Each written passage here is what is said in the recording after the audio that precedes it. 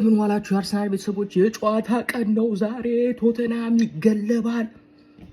እኔ ትናንትና ቀን እናንተ በጣም በቃ ሰማይ ላይ አድርሶ ነው የመለሰኝ። አስባችሁታል? ሲቲ ተሸነፈ በኒውካስትል 2-1። ማን ገምቶ ነበር? ማንም። እኔ ሁሌ ሲቲ እፈራችኋለሁ። በተለይ ያለፉትን የዛሬ 3 ዓመት ጀምሮ ለ2 ዓመት ተከታታይ ዋንጫ ያስጣሉንን ስለማስበው በጣም ነው የምፈራቸው። ነጥብ ሲጥሉ እንዴት ደስ እንዳለኝ። ያውም 0 ነጥብ ነው ፒክ ያደረጉ። ከዛ ደግሞ ያው ጠዋት ላይ ደግሞ ነው መሰለኝ ረፈድፈድ ብሎ ሊቬ ደግሞ 3-0 ሼባው ጣብ ተደረገበት ኖቲንግሃም ፎረስት ቼልሲን ያሸነፈ። ቼልሲ የትም እንደማይሄድ እናውቃለን። እኛ በቀጣይ ሳምንት ስታንፎርድ ብሪጅ ላይ ስንገጥመው ጣብ እናደርጋችኋለን።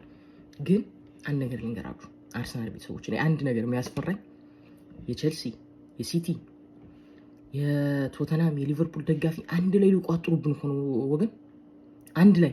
እሱ ብቻ ደግሞ አይደለም ያስፈራኝ። የሆነ ወሬ ሰምቻለሁ። የዛ የናይጄሪያው አሰልጣኝ ከኮንጎ ጋር ሲሸነፉ ቡዱ ምናምን አሰርቶ ነው ምናምን አላለም ኮንጎዎችን።